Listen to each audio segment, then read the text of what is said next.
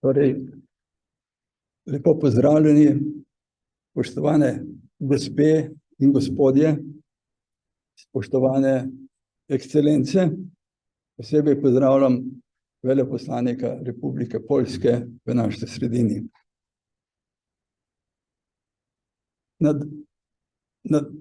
Lepo pozdravljeni pravzaprav na razpravi o knjigi, ki je napisal naš današnji gost, profesor Aleš Maurer. Ukrajina od igre prestolov do vojne za samostojnost. Izšla je pri celjski Mohorevi družbi in kdor bo želel, lahko to knjigo dobi, lahko tukaj kupi. Mislim, da je celo po znižani ceni. Knjigo bosta predstavila in komentirala avtor, profesor dr. Aleš Maurer in veleposlanik Bojan Grabovšek. Oba lepo pozdravljam. Knjiga, prva izpod peresa slovenskega avtorja, je poglobljen opis zgodovinskega razvoja Ukrajine od prazgodovine do današnjega časa. Do vojne, ki poteka na ukrajinskih tleh in še ni videti konca. Profesor Maurer je, kot beremo na Wikipediji, politični analitik, zgodovinar, klasični filolog, teolog, publicist, prevajalec in profesor. Profesor za zgodovino starega veka in lektor za latinščino na Filozofski fakulteti Univerze v Mariboru ter profesor latinščine in teologije pri katedri za zgodovino cerkve in patrologijo na Teološki fakulteti. Dejaven je tudi kot prevajalec, pisec člankov in kolumnist časopisa Dnevnik ter politični komentator portala Planet.si. Je odgovorni urednik revije Tretji dan in odgovorni urednik ter kolumnist spletnega magazina Časnik. Njegov opus obsega preko 200 samostojnih del, prevodov iz znanstvenih člankov. Sodeluje tudi pri Zboru za republiko. Verjetno sem še kaj pozabil, kar ni zapisano na Wikipediji. Veleposlanika Bojana Grabovška, zaslužnega predsednika Slovenskega društva za mednarodne odnose, v našem društvu dobro poznamo. Bil je veleposlanik na Poljskem, v Argentini in Švici, predtem pa zunanji politični komentator za slovenske medije. Bojan Grabovšek je tudi avtor več knjig, naj omenim dve odmevni: Zakaj Slovenija ni Švica in Trst, Ljubljana, Dunaj in širni svet. Razpravo bom povezoval Marjan Šetinc, predsednik Slovenskega društva za mednarodne odnose. Torej, besedo predajam najprej veleposlaniku Bojanu Grabovšku. Beseda je tvoja. Lepa, hvala, se slišimo? Ste? V redu? Hvala lepa. Ja, mimogrede, naš avtor in gost je tudi med ostalim izdal zbirko latinskih pregovorov z naslovom Kapljica iz Dolbe Kamen. Kapljica drži spoda, guta kavat lapidem, no, ampak bo drugič, upam, malo manj tako. Zdaj pa ad rem in medias res. Praviloma je tako, da se pri prezentaciji knjige končne sodbe več ali manj prihrani bolj za konec. Jaz bom pa kar povsem na začetku povedal, da je knjiga Aleša Maurera, oziroma knjižica, kot jo on, ki je prislovečno skromen, imenuje, zelo, zelo dobra in jo vsakomur toplo priporočam. Tematika je nadvse resna. Knjigo je napisal profesor zgodovine, podatkov je nadvse veliko, imen, letnice, krajevna imena, dogodki, o katerih piše avtor, se prepletajo, močno prepletajo. Zato je potrebno knjigo brati pazljivo. Ne glede na zelo veliko število podatkov, pa branje sploh ni suhoparno, kar je včasih pri zgodovinskih knjigah žal tako. Jezik je sočen, nekatere ocene so simpatično popoprane, veliko je prispodob, sicer pa že naslov pove, da je avtor ljubitelj zanimivih televizijskih serij, kot je Igra prestolov, pa tudi filmov. Eno od podpoglavij nosi naslov Babici gresta na jug. Babici v tem primeru sta cesarici Marija Terezija in Katarina Velika, babici pa sta hoteli na Krim. Razen na začetku in v zadnjem poglavju, ki nosi naslov Ukrajina še ni umrla, je v knjigi malo ali skoraj nič o dogodkih v Ukrajini ali v zvezi z Ukrajino po 24. februarju lani, ko je Putinova Rusija začela široko zasnovano brutalno ofenzivo proti Ukrajini, pri čemer se je Vladimir Putin krepko uštel, saj je mislil, da se bo Ukrajina priklonila in da bo vojne zelo hitro konec. Zato pa je v knjigi zelo veliko ozadja, zelo veliko zgodovine o tem delu Evrope, o katerem smo vedeli zelo malo in še vedno malo vemo. Še ne tako dolgo temu smo tudi v našem društvu slišali razlage v slogu, da Ukrajinci pravzaprav praktično niso narod. Na kratko, poslušali smo rusko propagando, pred katero žal tudi pri nas nekateri niso imuni.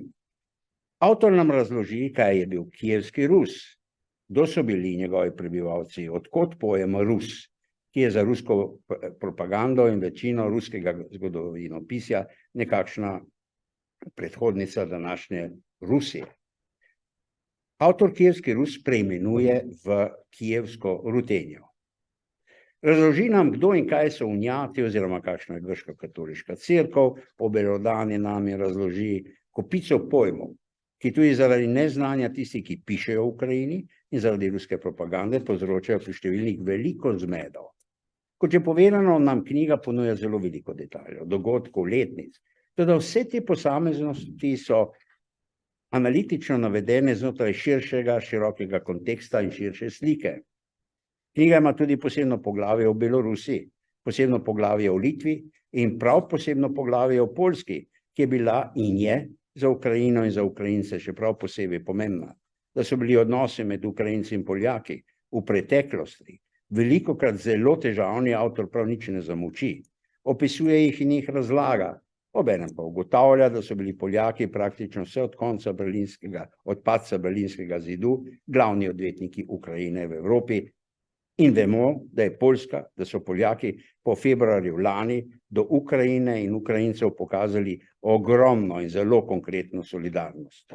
In jo še vedno kažejo.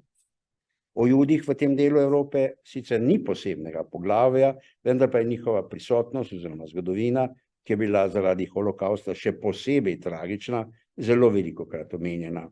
Avtor ne zamolči pogromov nad Judi in antisemitizma, ki je bil v Ukrajini in v celotnem področju tega dela Evrope občasno močno prisoten.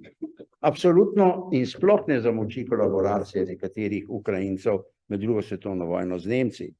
Slednjo propaganda Putinove Rusije nadvse močno poudarja in izrablja in sedanjo vojno Rusije proti Ukrajini na prav absurden način imenuje za boj Rusije proti nacistom in neonacistom.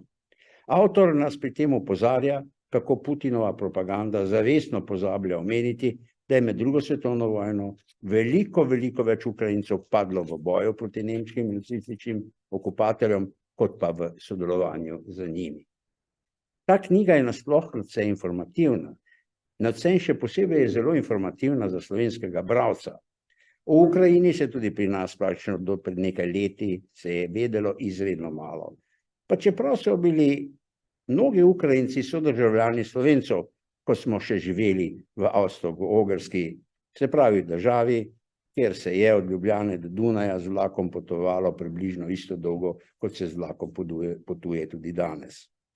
Po štetju prebivalstva leta 1910 je bilo Ukrajincev, ki jih je štetje prebivalstva vodilo pod rubriko Rutenen, približno 4 milijone v Avstro-Ogrski.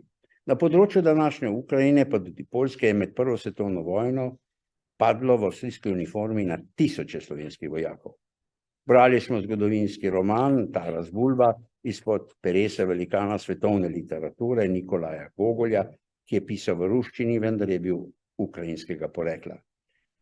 Pravilno oziroma ukrajinska izgovorjava njegovega priimka je Hohol. V romanu Taras Bulja so v spredju ukrajinski kozaki. Vendar v celoti gledano in kot že povedano, smo v Ukrajini in Ukrajincev, ki so eden največjih narodov v Evropi, v Sloveniji do pred kratkim vedeli zelo malo. V tej knjigi nam avtor Ukrajino in Ukrajince približa tudi tako, da navaja nekatere zgodovinske sporednice, pa tudi razlike v zgodovinskem razvoju Slovencev in Ukrajincev in pojasni problematiko jezika. Kot je napisano v knjigi, je pri nas težko razumljivo, da je številnim Ukrajincev prvi jezik ruščina in da so takšni, kljub temu, narodno zavedni Ukrajinci, ki danes z orožjem branijo svojo državo.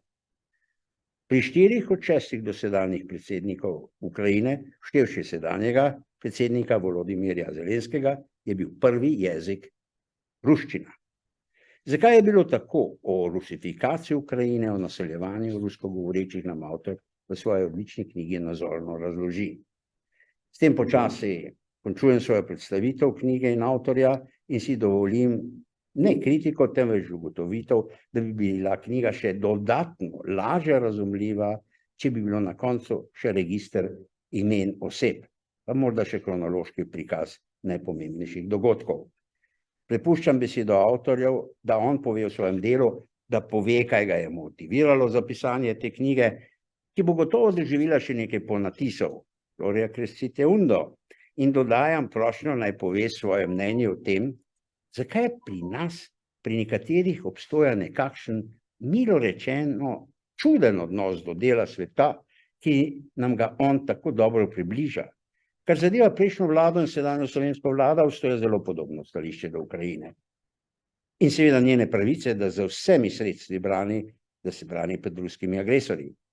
Se pa postavlja vprašanje o tem, zakaj pri nekaterih pri nas skoraj in malo da ne a priorno precej odklonilen odnos do dela Evrope, ki se razteza med Nemčijo in Rusijo. Ta odnos, ki ga je vendarle občasno zaznati, žal dobro poznam, saj sem bil v 90-ih prejšnjega stoletja prvi slovenski veleposlanik na Poljskem. V tej tudi za nas zelo pomembni evropski državi je v Sloveniji odprla svoje veleposlaništvo sorazmerno pozno. V baltskih državah, sedaj konkretno v Latviji, Rigi, je Slovenija odprla veleposlaništvo komaj pred par leti. Seveda pa milo rečeno preseneča vsebina nedavnih 2 javnih pisem v zvezi z Ukrajino, ki sta jo podpisala tudi 2 nekdanja predsednika Slovenije. Danes so tu verjetno prisotne osebe, na katere so posamezni pobudniki teh javnih pisem izvajali celo pritiske, naj jih podpišejo.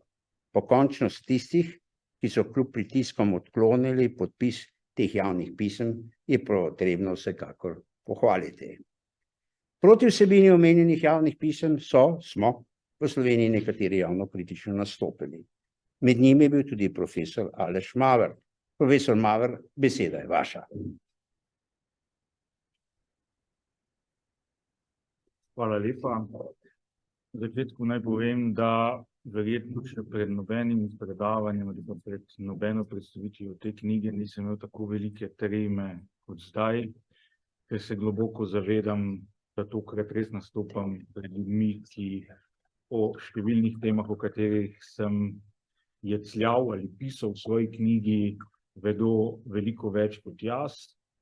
Končno sem v zadevi tudi zaradi tega, ker me posluša moj dolgoletni sodelavec zgodovinskega oddelka, profesor Klemenčič, ki se pa že 40 let ukvarja ravno s temi vprašanji, kdo so Ukrajinci, kaj dela Ukrajince za Ukrajince, kaj dela Slovence za Slovence. Tako da mi ni Dobro sliši. lahko. Še bližje, še bližje. Če bi tisto mikrofon dalo, da bi nekaj doli v stolu. Tako, mislim. Začnem še v začetka. Aha.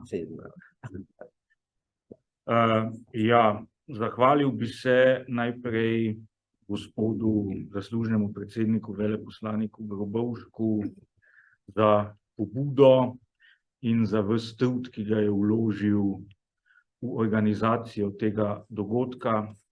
Zahvalil bi se tudi vsem vam, ki ste prišli v ne ravno razveseljivih vremenskih razmerah. In moram tudi reči, da je povzetek knjige, ki ga je podal gospod Grobovšek, najbrž najboljši povzetek, kar bi si jih lahko zamislil, saj se je po mojem mnenju dotaknil vseh tistih točk, ki sem jih želel v svoji knjigi posebej podčrtati. Na začetku bi morda odgovoril na njegovo vsekakor upravičeno kritiko, kar zadeva imensko kazalo. Zdaj, izgovor na površini je, da nismo hoteli z njim obremenjevati povprečnega uporabnika te knjige, ki najbrž pozna relativno malo ukrajinskih zgodovinskih figur, ki se ne pojavljajo, in bi najbrž v tem imenskem kazalu iskal predvsem sedanja arch enemija, se pravi Volodimirja Zelenskega in Vladimirja Putina. Vendar to seveda ni ta resnica. Vsa resnica je, da sem z oddajo besedila, podobno kot pri svojih drugih projektih, že močno zamujal, zato je enostavno za pripravo imenskega kazala zmanjkalo časa in gospod Grobovšek je to seveda ugotovil. Druga pomanjkljivost knjige, ki je ni omenil, pa bi se zdaj samo ovadil, preden me potem morda kdo drug, je pa premajhno število zemljevidov, ki bi gotovo tudi sodili v knjigo. Če ta zemljevid, za katerega se je nadčloveško potrudil moj sodelavec z fakultete z geografskega oddelka, profesor Igor Žiberna, je nastal po moji krivdi zadnji trenutek. Prvotna zamisel pa je bila, da bi knjigo spremljali 4 zemljevidi, namreč še zemljevid Kijevske Rutenije in njenih kneževin, potem zemljevid Poljsko-Litovske konfederacije in zemljevid razdeljenosti ukrajinskih zgodovinskih dežel v prvi polovici 20. stoletja. To je morda neizpolnjen dolg, ki ga bomo poskušali poplačati pri kateri naslednji izdaji, če bo. Seveda to, da bo naslednja izdaja, me pa spominja, da sem s pričujočo knjigo tudi vojni dobičkar na neki način, kajti dejstvo je, da pred 2 letoma takšne knjige verjetno skoraj nobena založba ne bi sprejela v svoj program, ker zanjo preprosto ne bi našla občinstva. Tako da sem zajahal konja primernega trenutka in kot tudi sam priznavam v uvodu, na hitro spisal knjigo, o kateri sem sicer sam že dolgo razmišljal. In tukaj morda k motivu za pisanje knjige.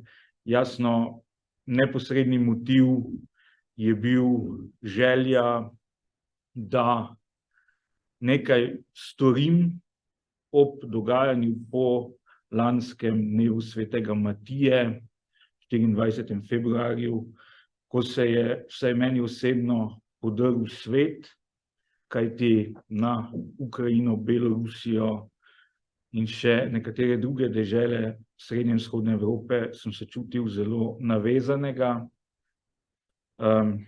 in nisem hotel samo posedati na kavču. Zdaj, za prostovoljca na fronti nisem, oziroma kot sem povedal že večkrat, mislim, da bi z Vladimirjem Putinom približno enako dolgo vzdržala na fronti. To pa bi bil relativno kratek čas, ker mislim, da smo podobno pogumna in podobno vojaško spretna. No, in potem sem pač dal Celjski Mohorjevi družbi zamisel, da bi spisal to knjigo in potem, kot rečeno, tudi debelo zamujal z oddajo besedila. Glede na sjajna izhodišča, ki jih je dal gospod Grobovšek, pravzaprav ne vem, kje bi začel. Najraje morda pri tistem zadnjem izzivu, ampak bom vendarle to prihranil za konec. Zdi se mi pomembno pojasniti predvsem dve izhodišči mojega pisanja. Prvo izhodišče je izhodišče, o katerem se verjetno mora vsakdo, ki piše v Ukrajini ali Belorusiji, najprej odločiti, oziroma neko temeljno vprašanje, na katerega mora najprej odgovoriti.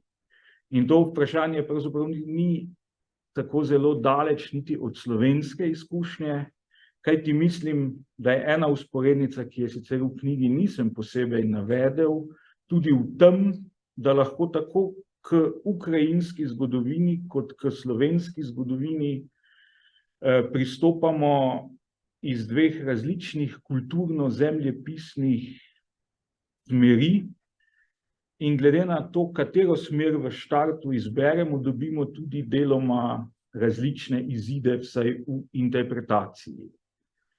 Ko gre za Ukrajino, sta ti dve smeri seveda, da prideš do Ukrajine z zahoda, preko Poljske in Litve, ali pa da prideš k Ukrajini z vzhoda preko Rusije. In kot sam priznavam takoj v uvodu svoje knjige, je nedvomno res, da je moja pot v Ukrajino vodila preko Poljske.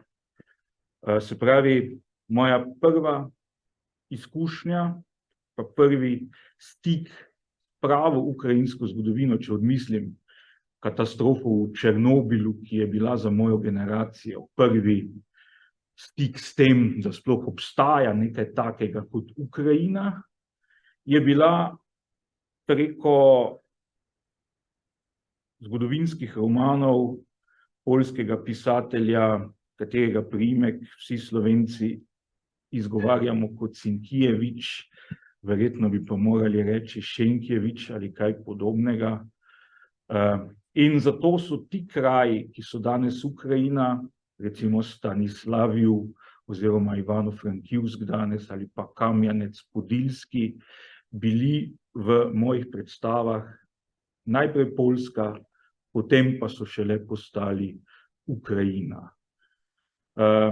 In ta pot na vzhod je potem vodila preko mojih zgodnjih obiskov Poljske, kjer me je pa že zgodaj navdušilo tudi neko naklonjeno ozračje, ki je zavladalo vedno, ko je kdo na Poljskem od nas rekel, da ga zanima tudi vzhodno poljsko sosedstvo. In vsaj jaz nikoli na Poljskem nisem zaznal nekega vzvišenega odnosa nekdanjih gospodarjev, ampak bolj naklonjeni odnos sedanjih starejših bratov ali pa sosedov. In to je izhodišče, iz katerega sem izhajal, ko sem pisal tudi pričujočo knjigo. Zavedam se, da če bi prišel do Ukrajine iz vzhodne smeri, bi bila marsikatera ocena podana v pričujoči knjigi tudi drugačna. In nekako se mi zdi, da je vendarle rdeča nit moje knjige razmislek ravno o ukrajinsko-poljskem odnosu. Oziroma tudi moja razlaga vstopa ruskega dejavnika v ukrajinsko zgodovino je povezana s tem. Kajti tisti, ki pridejo do Ukrajine z vzhoda, seveda razumejo ukrajinsko zgodovino v glavnem kot del neke širše vzhodnoslovanske zgodbe, v kateri pa ima vedno vodilno besedo Rusija oziroma njene zgodovinske predhodnice. In to je zelo podobno, sem rekel, da je tu neka vzporednica s slovensko zgodovino, Namreč tudi k slovenski zgodovini, po mojem mnenju, lahko pridemo iz dveh izhodišč. Eno izhodišče je južnoslovansko izhodišče, ki se opira predvsem na zgodovinsko izkušnjo Slovencev po letu 1918 in seveda v tem primeru išče nastavke te južnoslovanske združitve že v prejšnjih obdobjih. V mojem času mojega klasičnega šolanja je šlo to tako daleč, da je bil recimo že v zgodnjih lekcijah pri latinščini zelo poudarjen panonsko-dalmatski upor iz let 6 do 9 po Kristusu, v katerem smo seveda takrat videli neko proto-jugoslovansko združevanje, o čemer jasno ni mogoče govoriti.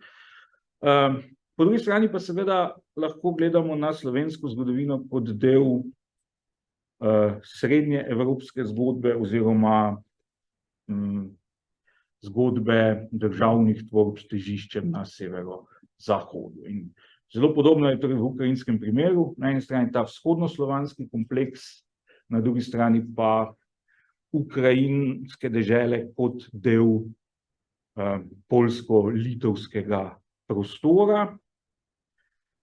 In moja razlaga je vsekakor taka, da ruski dejavnik vstopi v ukrajinsko zgodovino z velikimi koraki šele takrat, ko se sprejo in se ne morejo zadovoljivo dogovoriti elite, rutenske elite na območju današnje Ukrajine in poljske elite, ki so sicer del iste skupne državne tvorbe. Tako da jaz sam vidim kot odločilno prelomnico in vstop ruskega dejavnika v ukrajinsko zgodovino z dogovorom v Perejaslavu 1654, ko kozaki Bogdana Hmelnickega v iskanju zaveznikov pač izberejo enega od možnih zaveznikov in ga najdejo v ruskem carju. Hkrati pa ti kozaki takrat ne razumejo, da bi to pomenilo združitev ali pridružitev ruskemu carstvu, kot je to razlagala sovjetska historiografija potem 300 let pozneje, ampak je to zanje začasna izbira. Medtem ko seveda v Rusiji razumejo to pridobitev ukrajinskih zgodovinskih dežel, v tem času še samo na levem bregu reke Dneper in Kijeva, kot dokončno oziroma kot trajno pridobitev Ukrajine. In zanimivo je, da potem iz Kijeva ravno vzide kasneje kanonizirana razlaga tega vzhodnoslovanskega zgodovinskega kompleksa, o katerem sem prej govoril. Nekoliko me je v tej oceni, ko je knjiga že izšla, potrdilo tudi mnenje ukrajinske pisateljice Oksane Zabuško, ki je na zelo podoben način Slovencem razložila vznik tega intenzivnega rusko-ukrajinskega odnosa. In je v bistvu tudi ona razlagala to kot rezultat ali posledico nezmožnosti dogovora med rutenskimi in poljskimi elitami v 17. stoletju, kar je bilo povezano seveda z zelo obžalovanja vredno razsežnosti ukrajinsko-poljskega odnosa, ki je bila podobna angleško-irskemu. Namreč na eni strani torej magnati, lastniki veleposestev so se identificirali s poljsko, rimsko-katoliško kulturo, medtem ko so bili njihovi pravoslavni ali pa tudi grko-katoliški podaniki podrejeni in so govorili ukrajinska narečja, kar se potem recimo vidi tudi v popolnoma različnem dojemanju zgodovinskih likov, kot je knez Jeremija Višnjevecki, ki je za Poljake narodni junak, za Ukrajince pa tako rekoč narodni odpadnik in mesar. Seveda Šenkjevičeva podoba Višnjeveckega je poljska, jasno. Se pravi, to je, kar zadeva ta ukrajinsko-poljski odnos, ki se seveda potem nadaljuje, ta socialna dvojnost, do druge polovice 20. stoletja, v bistvu zadnji izbruhi množičnega nasilja sodijo v čas druge svetovne vojne in potem še celo po njej. Ta odnos je na enak način zaznamovan tudi v Habsburški monarhiji, kjer v Galiciji Poljaki, kljub temu, da sta obe etnični skupnosti verjetno številčno približno enakovredni, imajo glavno besedo in je v nekaterih trenutkih vsaj položaj Ukrajincev v Galiciji, vsaj kar zadeva parlamentarno zastopstvo, podoben položaju koroških Slovencev na Koroškem, ali pa v bistvu še slabše, zato ker je vseeno odstotek ukrajinsko govorečih v Galiciji celo višji kot odstotek slovensko govorečih na Koroškem. In to se mi zdi seveda pomembno pa poudariti, da pa v poljski politiki po drugi svetovni vojni, ko tudi Poljaki doživijo neposredno življenje pod sovjetsko peto, se ta odnos, po mojem mnenju in po mojem videnju, trajno spremeni in prevladajo ideje, ki so jih sicer gojili tudi nekateri utemeljitelji poljske države po prvi svetovni vojni, namreč da je vseeno boljši naklonjen sosed, kot pa nezadovoljen podanik. In tukaj zdaj vidim temeljno razliko med odnosom sedanje poljske politike in med odnosom sedanje ruske politike do Ukrajine. Ta premislek v Rusiji enostavno še ni dozorel, da so Ukrajinci tukaj, da so Ukrajinci samostojna skupnost, da je treba obstoj te samostojne skupnosti sprejeti in da je boljše imeti to skupnost za naklonjenega soseda, kot pa za nezadovoljnega podanika. Se pravi, to je ta po eni strani tudi razlaga, pa ključ za branje moje knjige, to temeljno vsebinsko izhodišče. Kot rečeno, tisti, ki izhaja iz tega vzhodnoslovanskega kompleksa, bo lahko prišel tudi do kakih drugih sklepov in zaključkov. Trdim pa, da so ti sklepi, jaz sam izpeljal na podlagi literature, v okviru tega osnovnega izhodišča, da so konsistentni. Druga stvar, ki sem jo želel posebej upoštevati pri pisanju knjige, in je to tudi omenil že gospod Grobovšek, pa je seveda napisati zgodovino Ukrajine za slovenskega bralka, za slovensko bralko in za slovenskega bralca.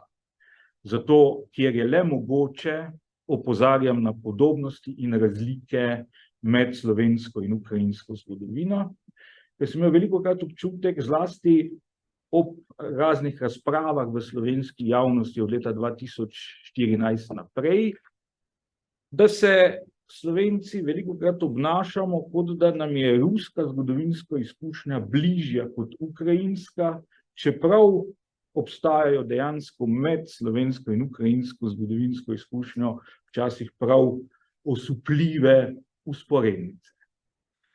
Seveda nas mogoče dve stvari zmedeta, in sicer prva stvar je ta razlika, zunanja razlika v velikosti obeh narodov.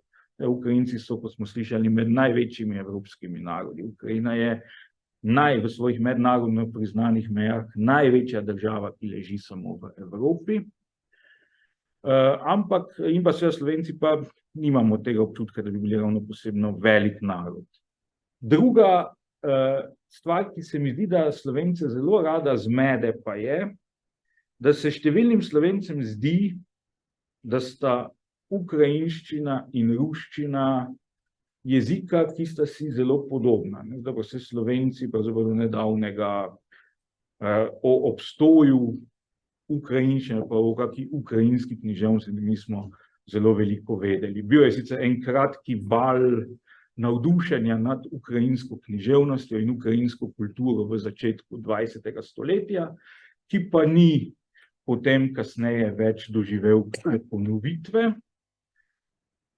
In mislim, da nam zgodovinsko izkušnjo Ukrajincev onemogoča razumeti tudi prepričanje, da se je vseeno, ali človek govori rusko ali ukrajinsko.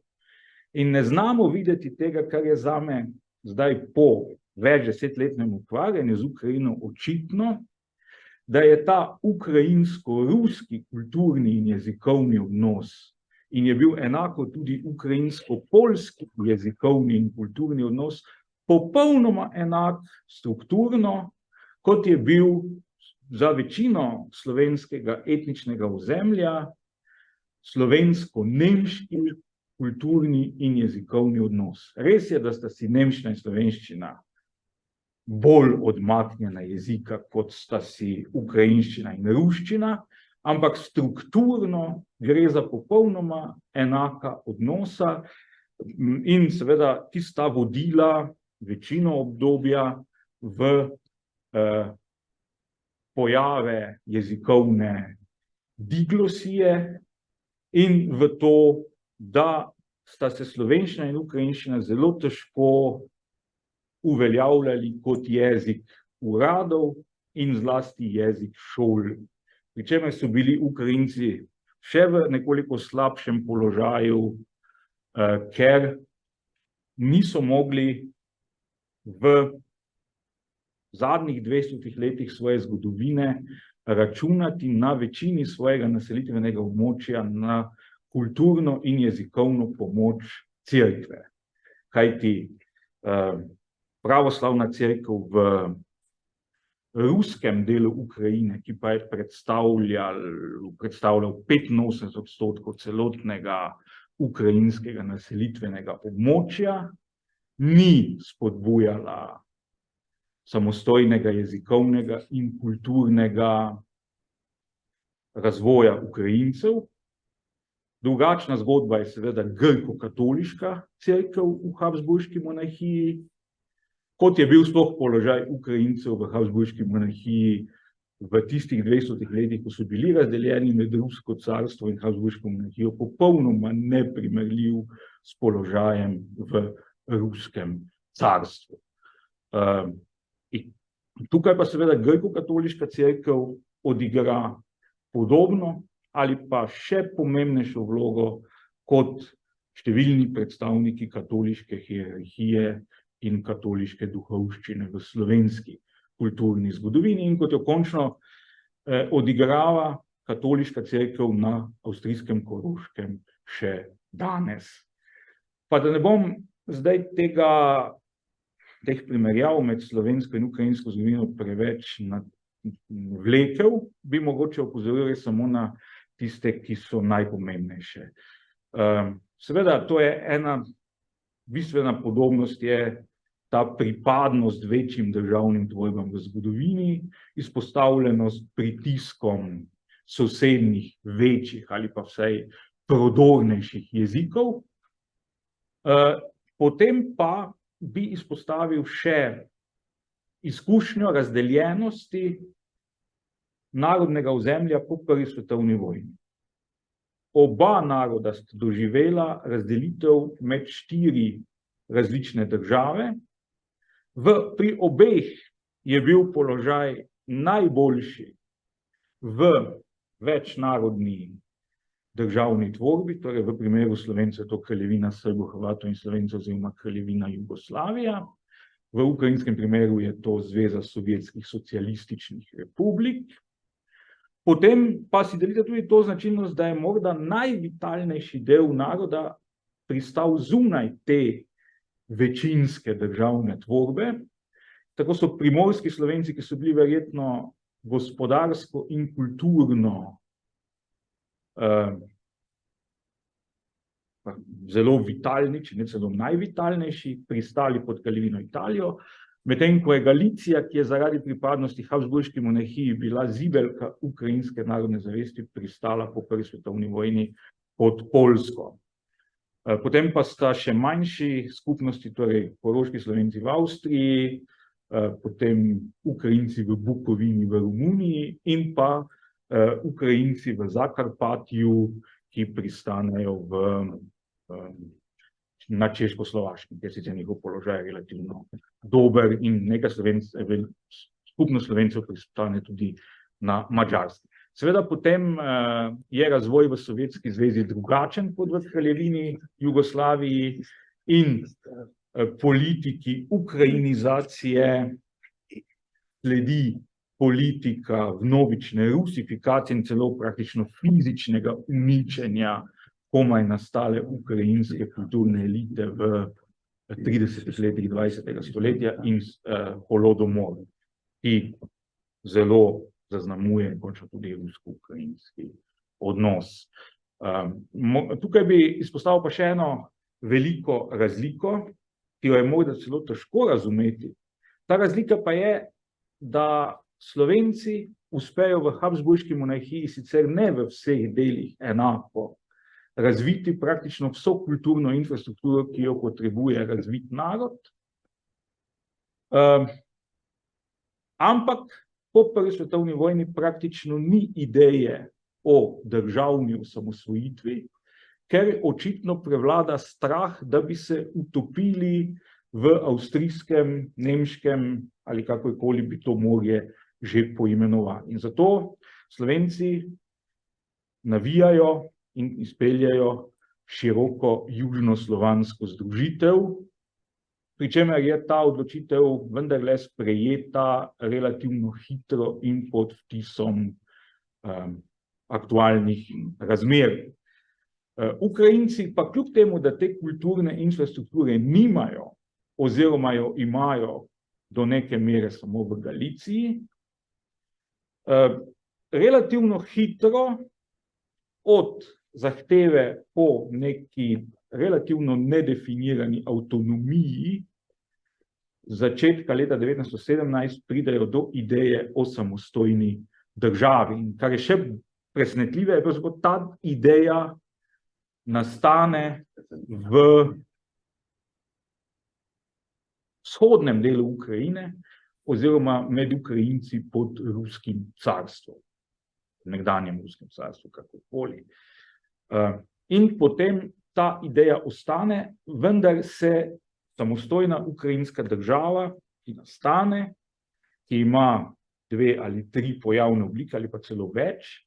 Tukaj vedno povem, da se moram, če hočem kje razložiti, kaj se je takrat dogajalo, vedno na novo napifljati to obdobje, zato ker je zelo težko vedeti, kdo je bil, kdaj, kaj, kje in zakaj, ker so se zadeve prehitevale in toliko različnih akterjev. Skratka, ta poskus ukrajinske osamosvojitve po prvi svetovni vojni se utopi v morju med Skilo in Haribdo, pri čemer Skilo predstavlja Poljska, Haribdo pa Sovjetska Rusija. In nažalost, torej zame je to ena od večjih geopolitičnih nesreč za srednje in vzhodnoevropski prostor po prvi svetovni vojni. Žal pa ne prevlada niti ideja, ki jo je takrat gojil Jozef Pilsudski, da bi nastala neka ukrajinska tamponska država, seveda z vidika Ukrajincev kastrirana, ker bi bila brez najvitalnejšega dela, to je Galicije, ampak vendarle. Skratka, to ne uspe, ta ukrajinska osamosvojitev, in to pusti velike posledice. Hkrati pa podčrta še eno veliko razliko med ukrajinsko in slovensko zgodovino, To pa je, da v ukrajinski zgodovini praktično do praga 21. stoletja, morda ravno zaradi te izkušnje iz zgodnjega novega veka, podrejenosti in socialne manjvrednosti v Poljsko-Litovski konfederaciji, ostane to vprašanje, socialno vprašanje ali vprašanje zemljiške posesti, ključno vprašanje za Ukrajince in nekako ta prva ukrajinska država, po prvi svetovni vojni ne uspe rešiti tega nasprotja med gradnjo države in reševanjem socialnega vprašanja. In tudi še v 90. letih 20. stoletja v srednji Ukrajini na prvih, drugih in tudi še na tretjih parlamentarnih volitvah se to vidi. Ko v srednji Ukrajini še vedno prevladujejo do ukrajinskega nacionalnega gibanja bolj skeptične stranke, postkomunistične ali pa bolj leve usmeritve, ki pa postavljajo v ospredje torej to socialno vprašanje. In šele po letu 2000 potem srednja Ukrajina dokončno prestopi v ukrajinski nacionalni tabor, kar se pa potem leta 2004 že zelo jasno vidi. No, zdaj sem malo sicer zašel. Nazadnje so seveda možnosti za to primerjavo zelo bogate tudi v procesu demokratizacije in osamosvajanja, ampak mogoče zdaj ne bi več o tem govoril, ker sem že kar dolg, in bi se za konec dotaknil še tistega zadnjega izziva, ki pa je tudi zame zadnjih 10 let eno od ključnih vprašanj. Namreč ta pogled, bi kar rekel, večinske slovenske javnosti na vzhodno Evropo in zlasti na ta rusko-ukrajinski odnos, to je kljub temu, da po mojem mnenju na podlagi zgodovinskih izkušenj obstajajo vsi razlogi, da bi Slovenci razumeli in lahko posvojili to ukrajinsko zgodovinsko izkušnjo, vendarle obstajajo za to veliki zadržki. Ko gre za samo Rusijo in recimo razumevanje tega njenega ekspanzionističnega odnosa do Ukrajine in Ukrajincev, mislim, da lahko naštejemo kar nekaj razlogov, zakaj je tako. Prvi razlog je seveda izhaja iz druge polovice 19. stoletja, zlasti zadnjih desetletij 19. stoletja, ko je bilo Rusko carstvo dejansko edina slovanska velesila in se je nekako razvilo pojmovanje tudi med številnimi Slovenci, da so Rusi, da je Rusija tisti veliki brat na vzhodu, ki nas bo na koncu rešil narodnih sovražnikov in nasprotnikov. Res je, da so se tukaj pojavljale nekatere ovire za to pojmovanje, tako recimo odpor velikega dela Slovencev do pravoslavja, ki se po mojem mnenju recimo kazal tudi v času koroškega plebiscita, pa je to recimo tudi Franc Aleški Finžija za Krajinsko zelo zaznaval. Ampak se mi zdi, da je vendarle ta pozitivni pogled na Rusijo ostal, pri nekaterih tudi v konzervativnem ali katoliškem taboru tudi preživel oktobrsko revolucijo in nekako ta krilatica nas in Rusov je 300 milijonov je bila zgodovinsko že živa. In tukaj vidim ta prvi razlog, zakaj imamo potem težave z razumevanjem želje, recimo Ukrajincem, Belorusov, po večji samostojnosti. Prav je njihova izkušnja taka, kot je bila naša. Samo da v odnosu seveda do Nemcev, ki pa jih, kot rečeno, mi mislimo, da so Nemci nekaj popolnoma drugega kot mi jezikovno, medtem ko ne bi bili pa Rusi in Ukrajinci jezikovno, kulturno bratje. Tu je ta težava z razumevanjem. Potem pa drugi razlog je seveda ta, da je Rusija po oktobrski revoluciji postala tudi tako imenovana prva dežela socializma.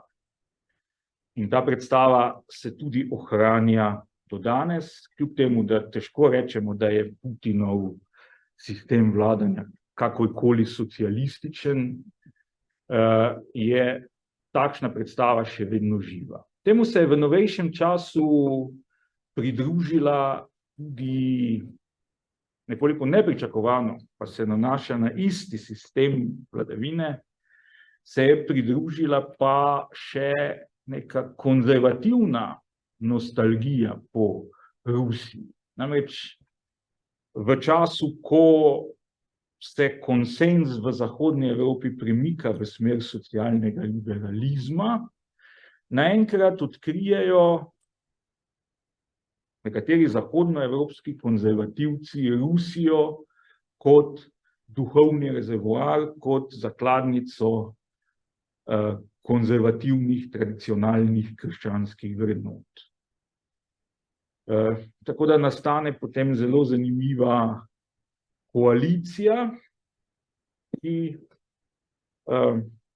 potem goji to pozitivno predstavo o sedanjem ruskem modelu, ne govorim o Rusiji kot taki, ker mislim, da je bilo to krivično.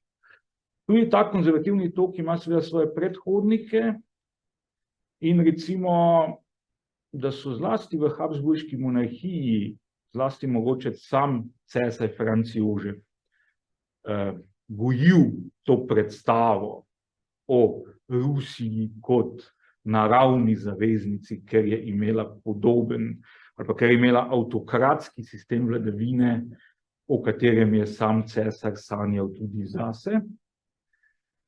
In lahko rečem, da se podobna iluzija sedaj pojavlja tudi ponekod v srednji Evropi, zlasti na Madžarskem, pa še kje. Ampak seveda ta iluzija je bila že v času Franca Jožefa napačna. Kot je že pred desetletji zapisal A.J.P. Taylor, je namreč bilo osrednje vprašanje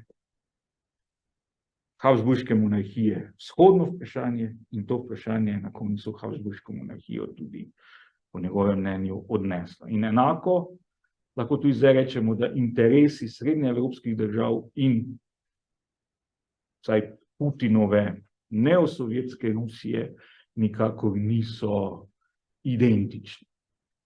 Tako da se tu pravzaprav tudi en zgodovinski vzorec ponavlja.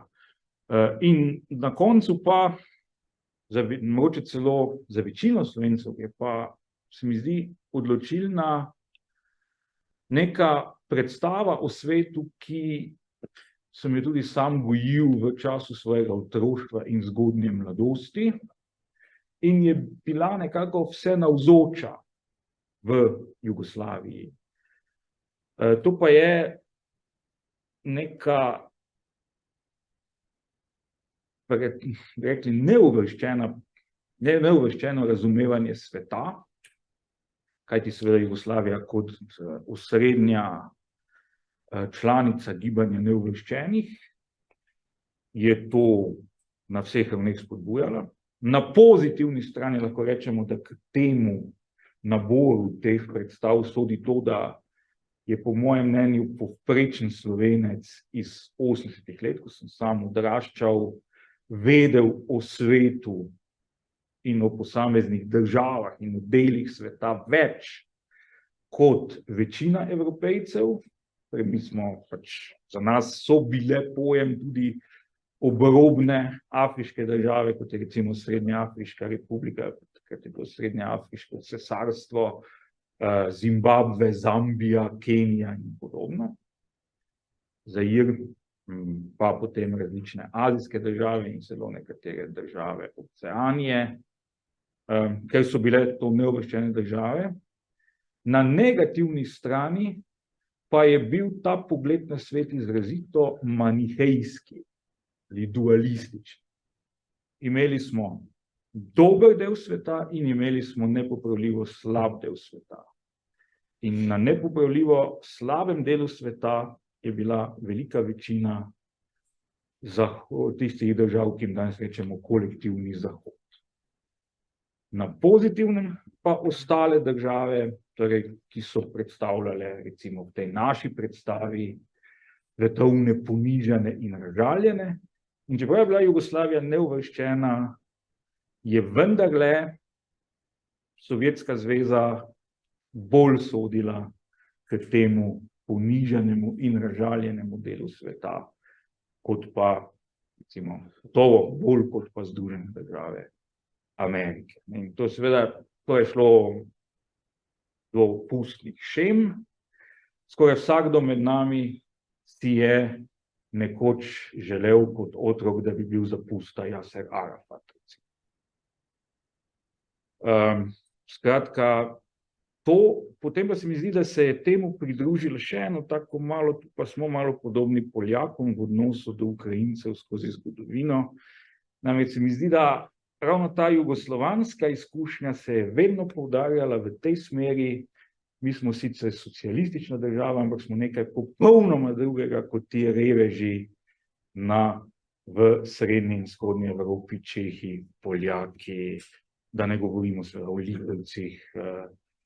Res pa je tudi, da ravno v 80-ih letih, ko sem jaz odraščal, je Poljska šla skozi obdobje največje gospodarske bede in je bila predstava povprečnega Slovenca ravno v Poljaku zelo, zelo klišejska in v bistvu tudi pač to je bil neki stereotipni revež, kar pa se seveda danes potem marsikateri Slovenec čudi, ko zaide slučajno prvič v resnici na Poljsko.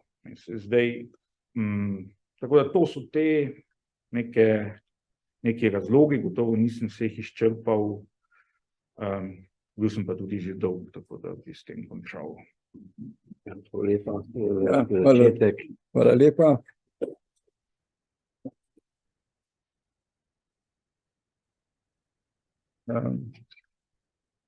Jaz se zahvaljujem profesorju za ta zanimiv prikaz in primerjavo, ki je za nas nekaj novega, ki je za nas nekaj novega. Skratka, jaz mislim, da je profesor Mauer nakazal vrsto stvari, ki odpirajo in vprašanj. Ne slišijo. Slišijo prav, mogoče če tja govoriš. Oba sta prižgana. Ja. Tako da, če na oba, ki stojita, govorite blizu, se bo bolje slišala. Se zdaj sliši? Okej. Te mikrofoni so tako nenavadni, da je treba govoriti, skoraj jih pojesti, da se slišimo. Skratka, jaz se zahvaljujem profesorju za ta zanimiv prikaz. Vsi, ki smo že brali knjigo in jo prebrali, jo bomo verjetno še enkrat prebrali, da bomo si približali bi rekel, ta del Evrope, ki ga preprosto v slovenskem, bi rekel, mentalnem svetu dolgo ni bilo. Skratka, odpiram razpravo in jaz sem prepričan, da profesor pripravljen na marsikako našo opazko ali vprašanje odgovoriti. Pa tudi veleposlanik Bojan Grabovšek, ki je to zelo natančno prebral. Prosim.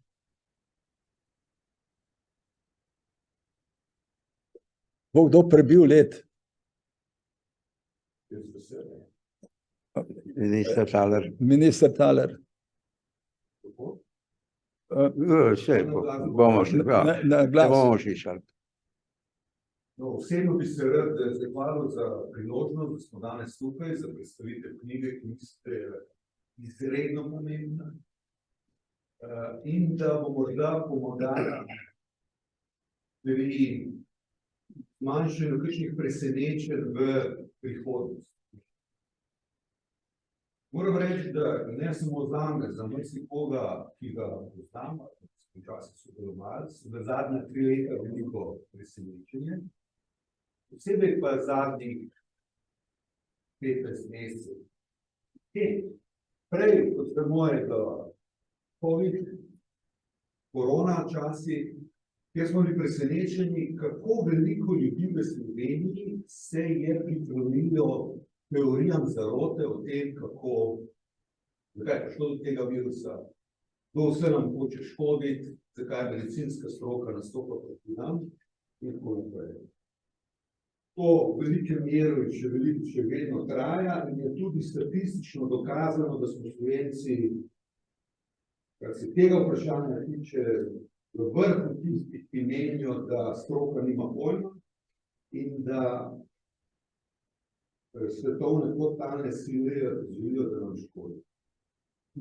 Potem pride ruska invazija na Ukrajino, neodvisno državo, stanovno članico Organizacije združenih narodov, in skozi tedne in mesece odnosa dela javnosti,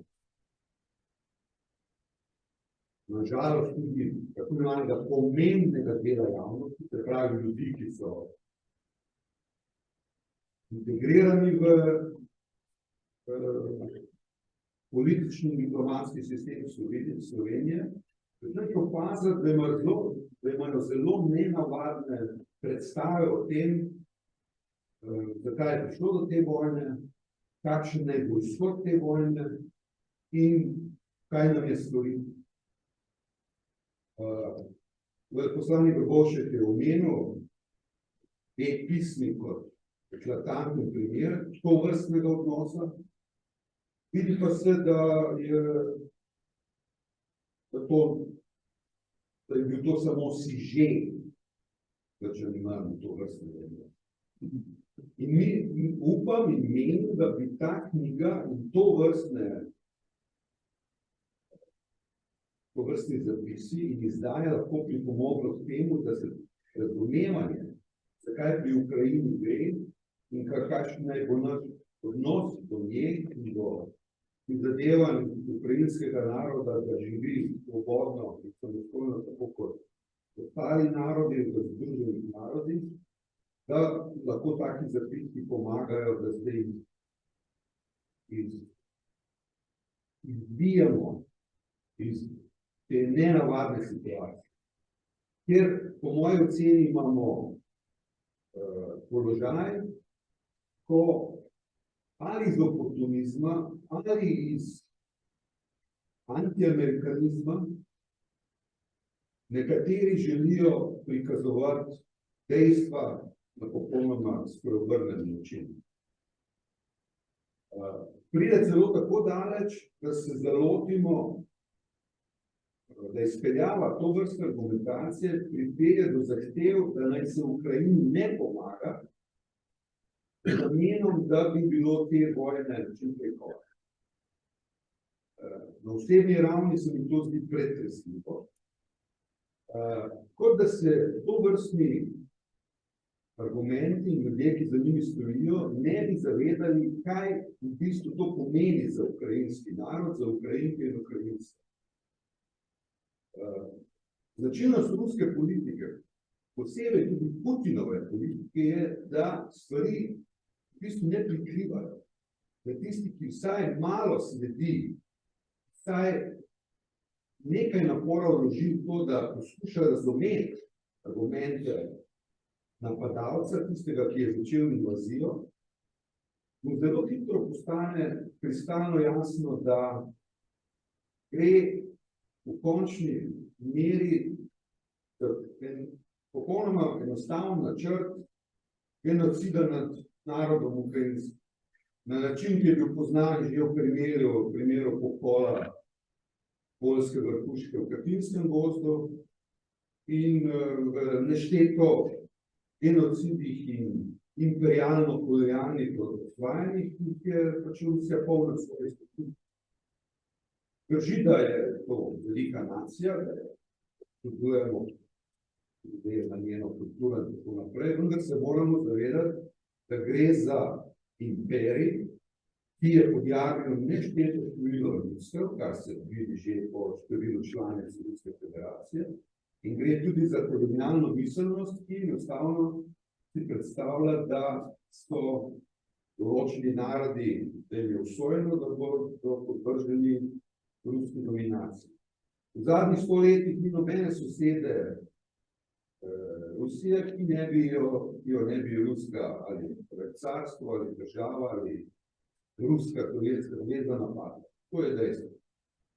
In pri nas v tem delu javnosti prevladuje argumentacija, da je širitev NATO kriva za to, da je Rusija morala intervenirati res invazijo tudi v Ukrajini. Ne, da bi sploh pomislili na to, že na našem lastnem primeru, koliko prizadevanje je bilo vseh teh sosed, zadnji primer je Finska in trenutno Švedska, ki niti še ni formalno uspela priti v NATO, da bi prišle v ta NATO. In koliko je odpora v Washingtonu in zahodnih prestolnicah, da bi se NATO sploh širilo. Ker je pač tu predlogov, da to pomeni povečanje odgovornosti. Da ne bi bil predolg, stališče je jasno razumeli. Kot rečeno, čestitam avtorju, upam, da bo neumorno nadaljeval svoje pisanje tudi naprej, odpiral oči in upam, da ima tudi dodatne načrte glede tega, kako ukrajinsko usodo dodatno predložiti slovenski javnosti. Hvala lepa. Hvala vam. Ja, zdaj, ko ste že omenili načrte, zdaj mislim, da naslednji korak, ki mi leži na duši, je pravzaprav tista ukrajinska soseda, katere usoda je dejansko, ne glede na ogromne ukrajinske izgube, potencialno celo bolj žalostna, in to je Belorusija. Ker se mi zdi, da neodvisnost Belorusije in celo beloruskega naroda pa je popolnoma trenutno odvisna od razpleta ruske vojaške agresije na Ukrajino. Gotovo je, da Ukrajinci bodo preživeli, Ukrajina bo preživela, tudi če bi jo Rusija začasno okupirala, preživela bo kot ideja, preživeli bodo oni kot narod, ne bodo jo okupirali, to je tudi jasno. Medtem ko je seveda v Belorusiji ta zadeva precej bolj zapletena in nekoč je bila moja želja pravzaprav posvetiti podobno knjigo Belorusiji. Zdaj, kot rečeno, tega širšega zanimanja seveda ne bi bilo, zato sem pač pretihotapil eno kratko poglavje o Belorusiji v pričujočo knjigo. Me pa gospod minister Taler pravzaprav spomnil še na nekaj. Dejansko je zelo paradoksen položaj tega odnosa slovenske javnosti do ukrajinskega odpora zoper agresijo. Mislim, da je na to opozoril že večkrat tudi gospod Matjaž Gruden, da številni tisti ljudje v Sloveniji, ki zelo poudarjajo pomen medvojnega odporništva proti okupatorju, zdaj nekako nimajo razumevanja za ukrajinsko odporništvo in obratno tisti, ki so kritični do načina slovenskega odporništva med drugo svetovno vojno z obema rokama podpirajo ukrajinsko odporništvo. Tam moram reči, da sem se ravno v teh zadnjih 15 mesecih, zlasti v prvih mesecih seveda soočil s temi težkimi vprašanji. Nekaj pravzaprav to pomeni, konkretno ruska okupacija ukrajinskega ozemlja in s kakšnimi vprašanji bi bil sam recimo soočen, če bi tam živel, bi šel v ilegalo ali se dal ubiti, šel kot prostovoljec na frontu, o tem se že nekaj rekel, ali pa bi na univerzi v Hersonu predaval lani septembra rusko verzijo ukrajinske zgodovine in pravzaprav je bil moj odgovor, da je ta zadnja varianta še najverjetnejša, ampak tega nimam treba tega okrog razlagati.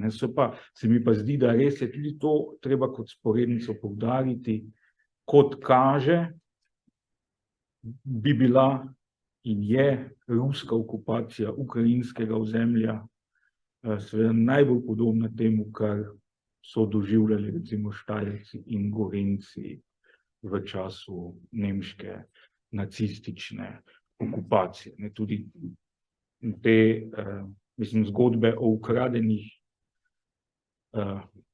otrocih so bile del mojega otroštva, mojega šolanja, pa vidimo pravzaprav, da se nekaj podobnega tam dogaja. Tako da hvala tudi za to iztočnico. Prosim. Profesor Bebler. Hvala. Najprej bi se rad zahvalil avtorju, da je napisal zanimivo knjigo. Hvala vredno je, da se je zgodovine Ukrajine in problemu Ukrajine bilo tudi slovenski avtor, slovenščini, tako da imamo zdaj drugo knjigo o Ukrajini. Za knjigo po knjigi Sergeja Plohja Vrata Evrope, na katero se avtor veliko naslanja. Seveda ta knjižica ni tako temeljita, ni tako obsežna in ni tako zgodovinopisna, kot je knjiga Sergeja Plohja. Jaz zelo priporočam branje knjige Plohja. Ta knjiga je v bistvu publicistični prikaz posameznih poglavij v zgodovini Ukrajine in Ukrajincev, ki ga tudi Biblija, bi je tega rekel, Biblija številne primerjave in paralele med Ukrajinci in Rusi, med Ukrajinci in Belorusi, med Ukrajinci in Škoti in Irci, v primerjavi s Slovenci in slovensko zgodovino, ravno kar smo poslušali, še dodatne primerjave. Nekatere izmed teh primerjav so zabavne, zanimive, poučene, nekatere so za vse preprečene. No, recimo, ena taka privlečenih paralel je paralela med tako imenovano osamosvojitveno vojno v Sloveniji in vojno v Ukrajini.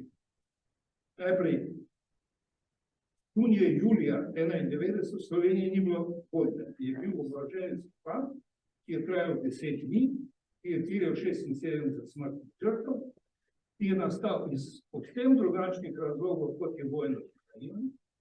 In primerjati vojno v Ukrajini, ki traja že 9 let, ki je povzročila od 200 do 300 tisoč mrtvih, primerjati to s tem, kar se je dogajalo v Sloveniji leta 1991, je mazmiro rečeno neprimerno. To je en primer neprimerne, ampak številne so zabavne. No, zdaj, avtor se naslanja v veliki meri na Sergeja Plohja in z njim ima neko skupno lastnost, ki pa izvira, in ta skupna lastnost je pripadna ljudem, ukrajinskemu zgodovinskemu revizionizmu. Idejnega očeta ukrajinskega zgodovinskega revizionizma, avtor sicer omenja, to je Mihajlo Kočevski, v V bibliografiji teh del ni navedeno temeljno delo tega revizionizma, to je ilustrirana zgodovina Ukrajine Mihajla Hruševskega, objavljeno v Sankt Peterburgu leta 1913. Jaz ne vem, če ste brali te knjige, jaz jo imam, jo berem. Temeljna teza, ki se odraža tudi v tej knjigi, je, da so Ukrajinci edini dediči Kijevske Rusi. Edini. Rusi s tem nimajo nič. Rusi. In Ukrajinci in Rusi imajo skupno zgodovino morda od leta 1654. Morda. V glavnem v času, ko so potomci oziroma predniki današnjih Ukrajincev živeli kot podrejena manjšina znotraj ruskega cesarstva. To je temeljna teza. To je približno tako, se pravi, iz te teze izhaja tudi to, kar vi tukaj navajate. Se pravi, vse, kar se je dogajalo na ozemlju, je danes mednarodno priznano ozemlje Republike Ukrajine, je ukrajinsko. Vse. Od pamti veka. To je približno tako, kot če bi mi Slovenci rekli, da je Ljubljanski grad, Celjski grad, Ptujski grad, Cerkev svetega Jurija v Piranu, so spomeniki slovenske arhitekture. Da je Herbert zu von Herbertstein, Weigand, Majvazor, Depetar in so Slovenci. In da je slava Vojvodine Kranjske je znamenito delo slovenskega družboslovja. Tako je to tukaj. V tem revizionizmu bi ste šli celo dlje kot Hruševski. Celo dlje. Vi ste predelali imena varjaških, torej skandinavskih vladarjev Kijevske Rusi, imena Oleg, ki je naveden kot Oleg, Igor, Vladimir, vi ste jih predelali v Oleg, Ihor in Volodimir. Kar je popoln nesmisel. Popoln nesmisel. Ne samo to, vi ste zavrnili poimenovanje Kijevske Rusi kot Kijevska Rusija. In namesto tega ste vpeljali termin Kijevska Rutenija. To pa je popoln nesmisel. Rutenija je bilo latinizirano poimenovanje ozemelj poljske kraljevine, naseljeno s predniki današnjih Ukrajincev. To poimenovanje je veljalo kakor 300 let. Ampak iz povsem drugega obdobja kot je Kijevska Rus. To Kijevska Rutenija je popoln nesmisel. Zgodovinski nesmisel. To se nanaša na prejšnjo zgodovino Ukrajine. Jaz ne bom govoril o tem vmesnem obdobju, bom prišel bližje današnjemu času, moram reči, da problemov v zvezi s prikazovanjem zgodovine je največ, kolikor se približujemo današnjemu času. Toliko je več problemov s tem, kar vi tukaj pišete. Zakaj? Zato, ker vi ne omenjate temeljnih kapitalnih testov. Ne omenjate.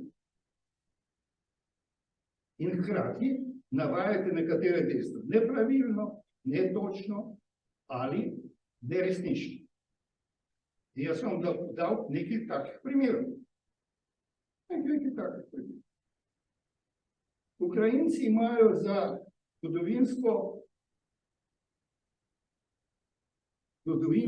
podlago svoje državnosti, zgodovini.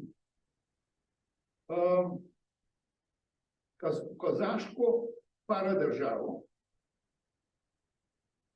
kazaški hetmanat, ki je trajal približno 210 let,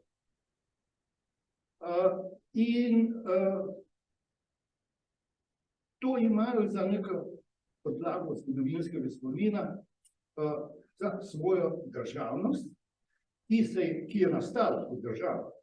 In prvič se jim poimenovala Ukrajina leta 1917. Zdaj, vi nič ne poveste, na katerem delu današnje ozemlja današnje Republike Ukrajine je obstajala ta kozaška paradržava. Ne poveste. Ko se je pojavila prva državna tvorba, ki se je imenovala Ukrajina, Ukrajinska narodna republika, decembra 1917. Njeno ozemlje se ni ujemalo z ozemljem te kozaške paradržave. Naslednja tvorba, ki pa je trajala 70 in nekaj let, to je Ukrajinska sovjetska republika, kasneje Ukrajinska sovjetska socialistična republika, je bila na ozemlju, ki je bilo večje, bistveno večje od te kozaške tvorbe, in današnje ozemlje Republike Ukrajine je približno dvakrat večje od ozemlja nekdanje kozaške paradržave. Dvakrat večje. Vi mi poveste, kdo je zaslužen za tako razširitev ozemlja Ukrajine. Vi tega ne poveste. Vi ne poveste, kako je Ukrajina postala del Sovjetske zveze. In kako je Ukrajina dobila znotraj Sovjetske zveze status enak statusu Rusije. To ni bilo samoumevno. Okoli tega so bili velike borbe. Veste. In glavna varianta, v kateri so razpravljali o tem, da bi Ukrajina bila avtonomni del, ne enakopravni del z Rusko federacijo. In kdo je zaslužen za to, da je Ukrajina dobila status enakopravne z Rusijo? Zaslužen njeni. Za razširitve ozemlja Ukrajine je največ zaslug ima Stalin in Hruščov. Za največ. In jaz vam to lahko dokumentiram. In tega ne poveste. No, zdaj, nekateri deli od vaše pripovedi, tudi od po prvi svetovni vojni, se pravi med dvema vojnama, so objektivni. Kako dobro. Eno od teh je vaša pripoved o Holodomoru. Holodomor, to je umor Slovakov. Vi povsem pravilno pravite, da je Evropski parlament razglasil Holodomor za genocid, torej za ruski genocid nad ukrajinskim ljudstvom. Podobne resolucije so sprejeli v francoskem parlamentu in nemškem. Pa še v kakšnem. Danes bodo v slovenskem. Te teze sledi tudi Bojan Grobovšek v svojem članku v sobotni prilogi Dela. Vi pravilno, povsem pravilno, navajate kontraargumente. Argumente, ki pobijajo tako kvalifikacijo Holodomora. Najprej to, da je lakota leta 1934 zajela pomembni del Sovjetske zveze, ne samo Ukrajino, temveč večji del Rusije, Južno Rusijo, Povolžje, Kuban, Taman, Ural, Zahodno Sibirijo in severni Kazahstan.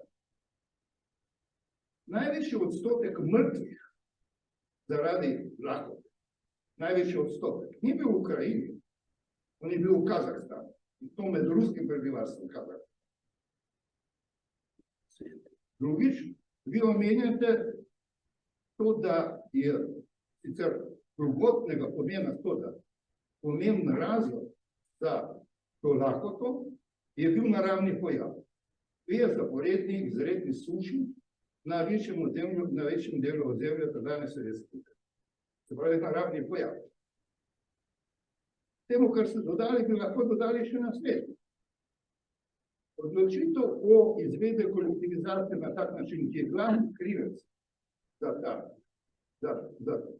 to nesrečo ukrajinskega in ruskega naroda,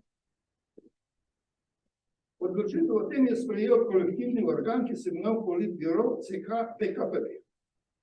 V tem organu sta bila tudi dva vodilna ukrajinska komunista, ki sta za to glasovali. Glavno besedo pri tej odločitvi je imel ne Rus, temveč Gruzijec. Josip Džugašvili Starej. Kolektivizacijo v Ukrajini je izvajal Lazar Kaganović. Tako kot danes Zelenski, ukrajinski, rusko govoreči ljudi. In tako dalje, in tako dalje. Jaz vam navajam še druge razloge, ki pobijajo. In to, kar, hvala Bogu, da vi niste uporabili holodomora kot način demoniziranja Rusije. To, kar je naredil Grobovšek v svojem članku. Vi ste precej objektivno ste opisali vlogo Ukrajincev v drugi svetovni vojni. Povsem pravilno ste navedli vlogo Ukrajincev tudi v pobijanju Judov. Tem točno. Pri tem niste omenili pobijanja Poljakov. No, to pa ni res. Ni res, to ni res. 100 000. Je omenjeno, Ja, tega niste omenili. Je omenjeno, marsikaj je omenjeno. No, zdaj, ko prihajamo na zdaj na sodobnost in na vojno. Najprej niste omenili vloge Združenih držav Amerike in NATO, ki je prispevala k temu, da je danes vojna. Niste omenili. Vi niste povedali, kdaj se je vojna v Ukrajini začela. Niste povedali. In kdo je vojno v Ukrajini začel? Vi niste omenili sklepa Sveta za nacionalnost Ukrajine, Sveta za nacionalno varnost Ukrajine, dne 13. aprila 2014 o izvedbi široke protiteroristične operacije.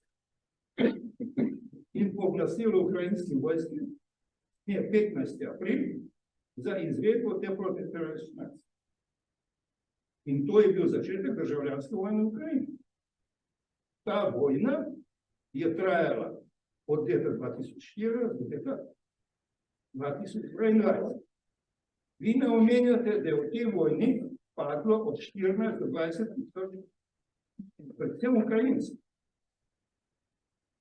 Od teh 4300 samo v Donetskem območju civilnih ljudi.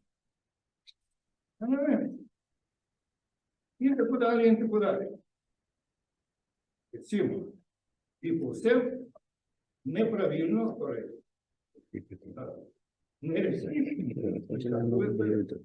tajnike v Donetsku in drugam, kakorkoli jih imenujejo, tajnike, vi jih imenujete socialisti, torej, češ, da so bili za odcepitev od Ukrajine. Ne. Oni so zahtevali avtonomijo znotraj Ukrajine. To je bila njihova zahteva. Vi ne predstavljate, niste predstavili temeljne vsebine sporazuma Minsk-Pakt.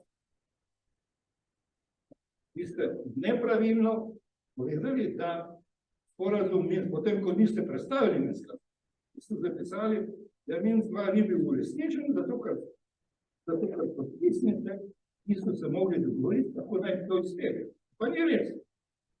Absolutno ni res. Ni bil uresničen, zato ker je ukrajinska oblast, pa ukrajinske predsednike Porošenko in Zelenski zavrnili izvajanje obveznosti Ukrajine iz Minska-2. To je enostavno. Da vam navedem zadnji, vaša neresnična trditev. Na strani, ki ima zelo veliko skupnega s tem, kar se dogaja v Ukrajini. Leta stran 268. Torej, februarja 2004, februarja 2022, začeli so Sovjeti, so začeli z odstrelovanjem položajev na zamrznjeni člonki v Doneškem basenu in krivdo naprotili ukrajinski vojski. To je absolutna laž. Tukaj je dokaz. To je poročilo OVSE, opazovalcev OVSE, o obstreljevanju februarju 2022. To obstreljevanje je začelo 16. februarja, ukrajinska vojska, in raven obstreljevanja Donetska in Luganska s številna približno 40 strelov dnevno dvignila na raven 1400 strelov dnevno. In na tej ravni, torej 30 ali 40 krat več, in na tej ravni se je to nadaljevalo do 24. februarja. Poročilo je vse. In to je pa dejansko dvignilo raven vojne, ki je trajala že od leta 2004. Raven vojne je dvignila ukrajinska vojska. In temu je sledila ruska vojska. 24. februarja. No, pogledajte. Torej, ob vsem hvalospevu v vaši knjigi, moram reči, da ona vsebuje tudi kar veliko trditev in podatkov, ki ne drži. To so problematične ali ne. Ja, profesor Bebler, hvala za tole, ampak to je bilo že skoraj predavanje, tako da bo paralelno. Ampak vseeno, jaz mislim, da je dobro, da se kakšna beseda reče. No, nisem si vsega zapomnil, hvala lepa za ta kritičen pogled, ki seveda prvič kaže na to, kar sem že v začetku povedal, pač na izhodišči se razlikuje. To je iz tega izvajanja profesorja Beblerja popolnoma jasno. Zdaj ne vem, na kaj vse bi odgovoril, nekatere obtožbe so kar boleče, ker se mi zdi, da profesor Bebler vendarle ni vsega prebral. Na začetku, mislim, težko rečem, da sledim Hruševskemu, in zato tudi Hruševski zame ne predstavlja reference, ker to je tako, kot da bi pri pisanju slovenske zgodovine se danes prvi vrsti skliceval na Josipa Grudna ali pa na Simona Rutarja. Torej, predstava zgodovinarjev 19. stoletja o tem, kaj je narod, kdaj se začne zgodovina naroda in podobno, popolnoma nekaj drugega kot to, kar poskušamo prikazovati danes, tako da težko sprejemam ta očitek, da sledim Hruševskemu. Je pa seveda res, da, no potem seveda nikakor ni res, temu očitku pa odločno ugovarjam, da bi kje trdil, da so Ukrajinci edini dediči, ki je uskratenije. Jasno povem, da so dediči na neki način vsi vzhodnoslovanski narodi.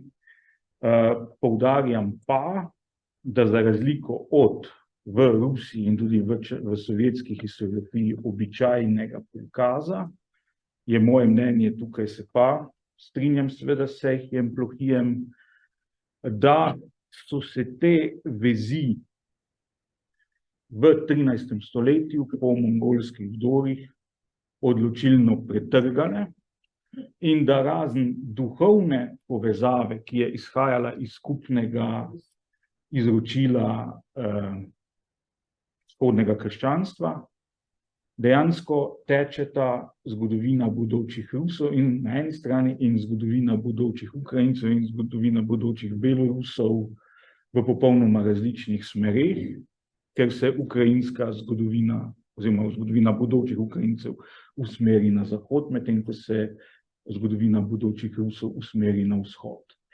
In iz tega izpeljujem, tako kot Plohi, tudi to, da pravzaprav ta razlika med ruskim in ukrajinskim pravoslavjem ni nekaj, kar bi nastalo šele v 21. stoletju, ampak ima globlje korenine že v tem, da je bilo pač ukrajinsko pravoslavje pod močnim vplivom latinske kulture in katoliške cerkve, medtem ko je pač rusko pravoslavje svojo identiteto gradilo na izraziti protizahodni usmerjenosti, zaradi česar je tudi prišlo do dokončnega rezanja popkovine z bizantinsko cerkvijo v tistem trenutku, ko je bizantinska cerkev razmišljala o tem, da bi uveljavila unijo s katoličnim. Zdaj, kar se tiče izraza kijevska rutenja, sam pravim v knjigi, da je to sicer anahronizem.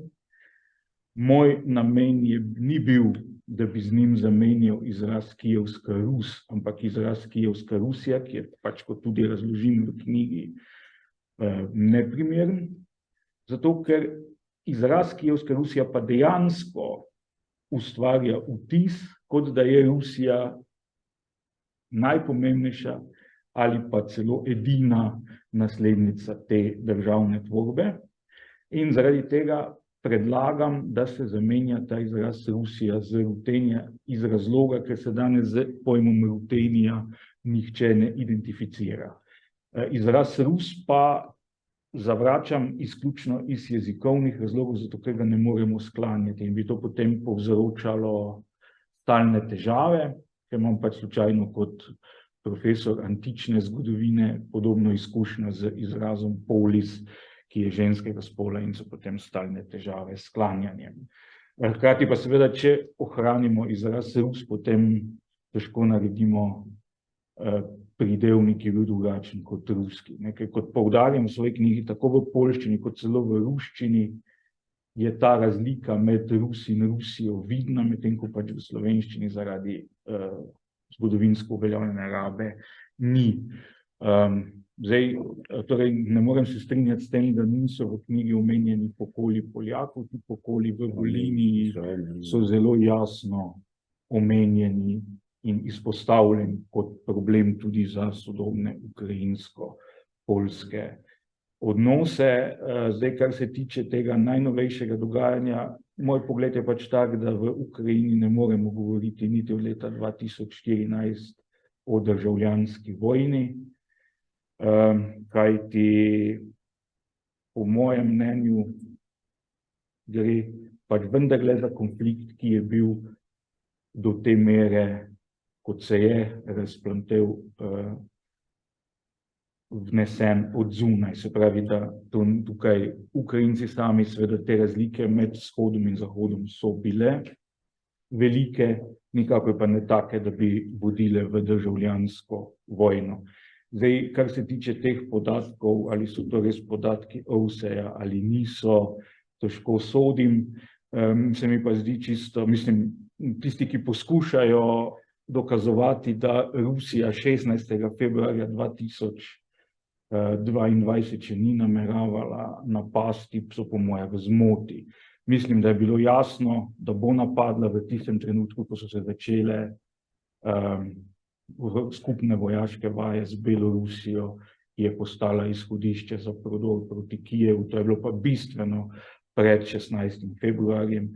Tako da po svoji najboljši vesti težko se strinjam s tem, da je, pa tudi mislim čisto z vidika zdrave pameti, če je bilo popolnoma jasno, da grozi možnost razširitve ruske invazije na celotno Ukrajino, ali bi potem nek voditelj pri zdravi pameti res stopnjeval obstreljevanje, ki ne bi dosegli nič drugega kot to, da da napadalcu izgovor za napad.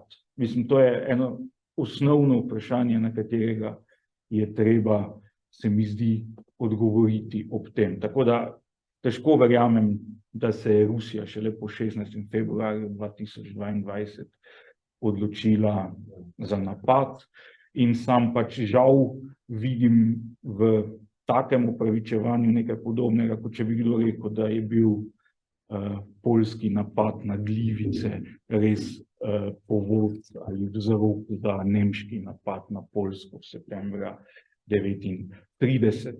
Na koncu bi se pa bilo je še več, tudi ni res, da ne bi v tej knjigi bilo jasno poudarjeno, da obstaja velika razlika med severnim in južnim delom Ukrajine in nikjer v knjigi ni teze, da bi južni del, torej del tisti južno od stepske meje, pripadal kosaški tvorbi in je tudi jasno izpostavljeno, da ga je Rusko carstvo pridobilo šele po nastanku, oziroma celo že po ukinitvi hetmanata v večji meri. Tako da recimo tukaj se tudi ne morem strinjati z vašim očitkom, da bi zamegljeval pripadnost, oziroma izvor pripadnosti določenih delov ukrajinskega ozemlja v Ukrajini. Res pa, da poudarjam, da pa so govorci ukrajinskih narečij tudi na tem južnem delu